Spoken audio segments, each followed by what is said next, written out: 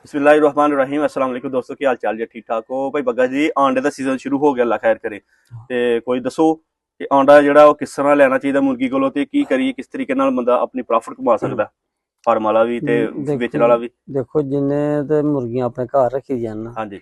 ਉਹਦਾ ਮੇਨ ਗੱਲ ਆ ਕਿ ਪਹਿਲੇ ਸਭ ਤੋਂ ਜਿਹੜੇ ਮੁਰਗੇ ਵਿੱਚੋਂ ਬਾਹਰ ਕੱਢਦੇ अच्छा ਉਹਨੂੰ ਸਿਰਫ ਆਂਡੇ ਵਾਲੀ ਖੁਰਾਕ ਪਾਈ ਜਾਵੇ। अच्छा ਆਂਡੇ ਵਾਲੀ ਖੁਰਾਕ ਨਾਲ ਉਹਦਾ ਜਿਹੜਾ ਜਿਹਨੂੰ ਹਵਾਈ ਆਂਡਾ ਕਹਿੰਦੇ ਉਹ ਤਿਆਰ ਹੋ ਜਾਂਦਾ ठीक है। ਤੇ ਉਹਦੇ ਨਾਲ ਇਹ ਹੈ ਕਿ ਉਹ ਆਂਡਾ 3 ਮਹੀਨੇ ਤੱਕ ਖਰਾਬ ਨਹੀਂ ਹੁੰਦਾ।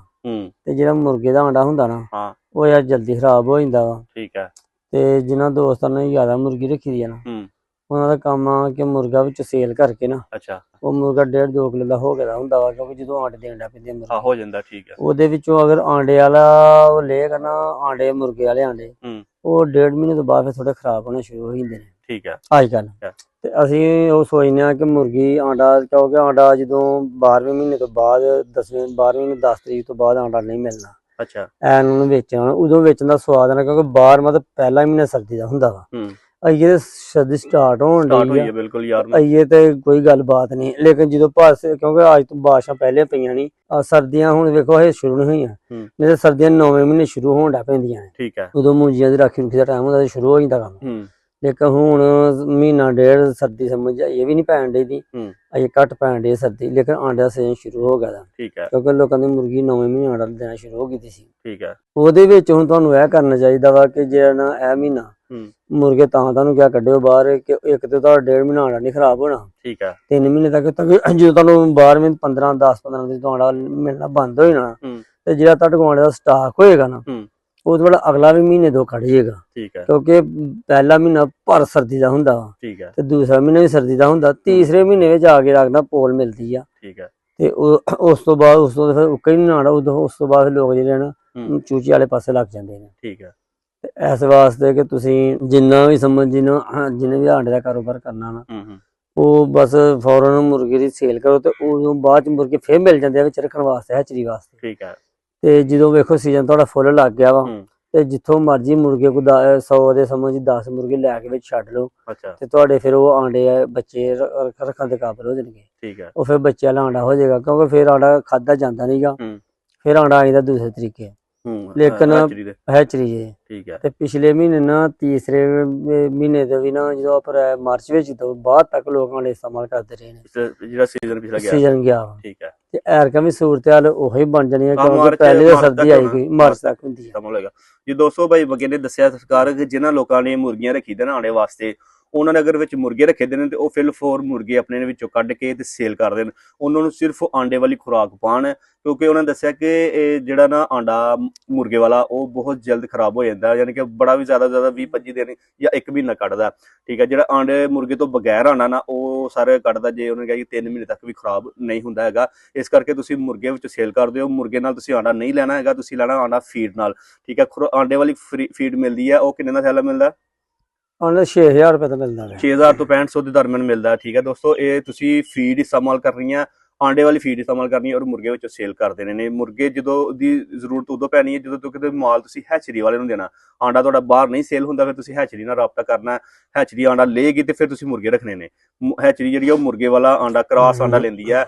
ਠੀਕ ਹੈ। ਦੂਸਰਾ ਆਂਡਾ ਜਿਹੜਾ ਫੀਡ ਵਾਲਾ ਉਹ ਆਂਡਾ ਨਹੀਂ ਲੈਂਦੀ ਹੈਗੀ ਹੈਚਰੀ। ਠੀਕ ਹੈ ਦੋਸਤੋ, ਤੁਸੀਂ ਕੋਸ਼ਿਸ਼ ਕਰਨੀ ਹੈ, ਅਗਰ ਤੁਸੀਂ ਸੇਲ ਕਰਨੇ ਨਾ ਆਂਡੇ, ਸੇਲ ਕਰਨੇ ਨੇ ਖੁਦ ਗਲੀ ਮੁਹੱਲੇ 'ਚ ਪਿੰਡਾਂ ਦੇ ਵਿੱਚ ਜਾਂ ਲੋਕ ਦੁਕਾਨਦਾਰਾਂ ਨੂੰ ਦੇਣੇ ਨੇ, ਤੇ ਫਿਰ ਤੁਸੀਂ ਮੁਰਗੇ ਵਿੱਚ ਨਾ ਰੱਖੋ।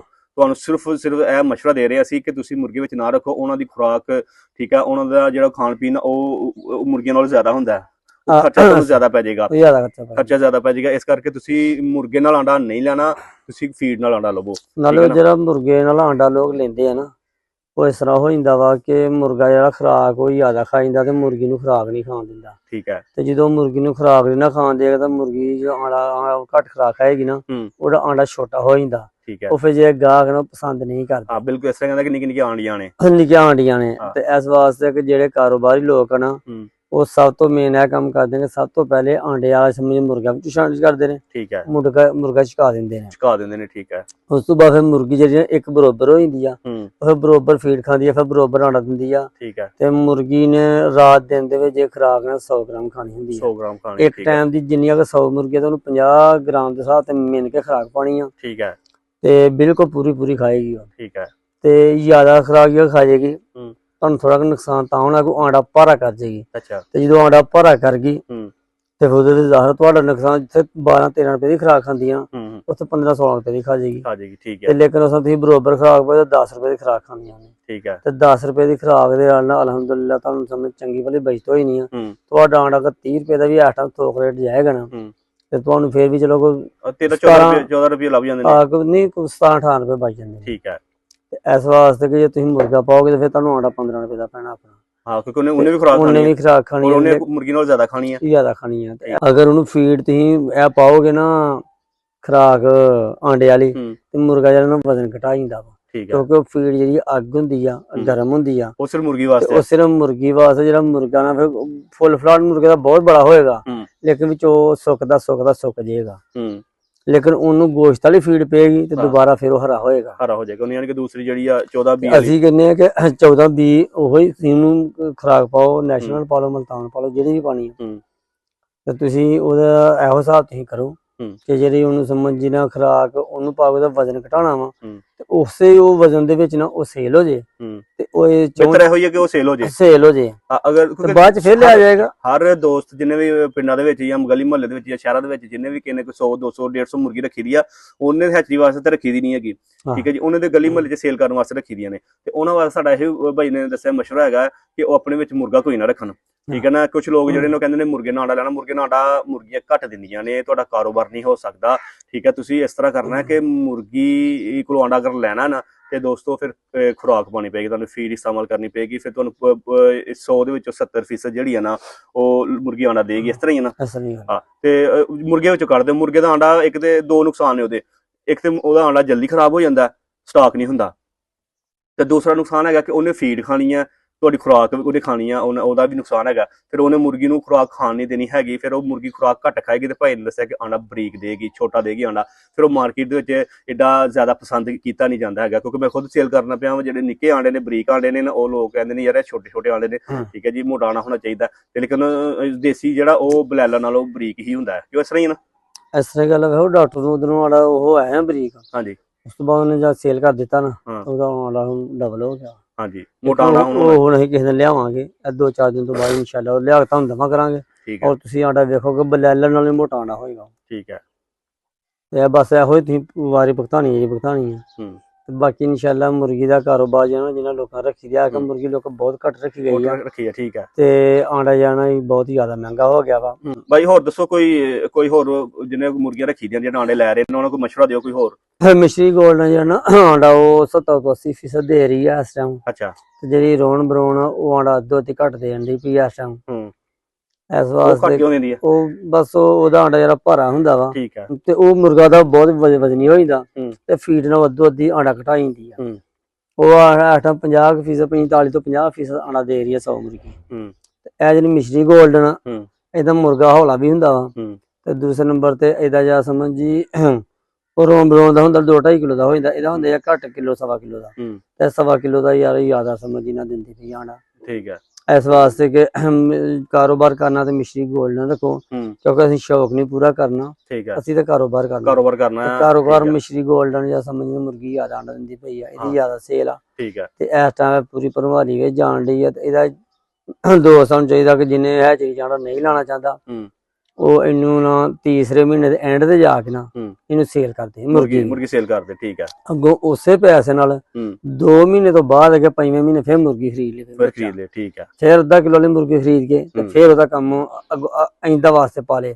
ਔਰ ਜਿਹੜਾ ਹਰ ਇੱਕ ਸੀਜ਼ਨ ਲਾਵੇਗਾ ਉਮੀਦ ਹੈ ਕਿ ਜਿਹੜਾ 50 ਮੁਰਗੀਆਂ ਅਗਲੀ ਵਾਰ 100 ਲਾਜ਼ਮੀ ਕਰੇਗਾ। ਬਿਲਕੁਲ ਠੀਕ। ਅਗਰ 100 ਜਿਹਨੇ ਰੱਖੀ ਕੋਈ 200 ਲਾਜ਼ਮੀ ਕਰੇਗਾ। ਠੀਕ ਹੈ। ਇਸ ਵਾਸਤੇ ਕਿ ਆਂਡਾ ਜਿਹੜਾ ਨਾ ਉਹ ਬਸ ਆਪਣੇ ਇਸ ਮੌਸਮ ਦੀ ਬਾਰਿਸ਼ ਪੈਣ ਦੀ ਢਿੱਲ ਜਾਂ ਜਿਸ ਤਰ੍ਹਾਂ ਵੀ ਆਂਡਾ ਵੈਸੇ ਹੀ ਪੂਰਾ ਹੁੰਦਾ।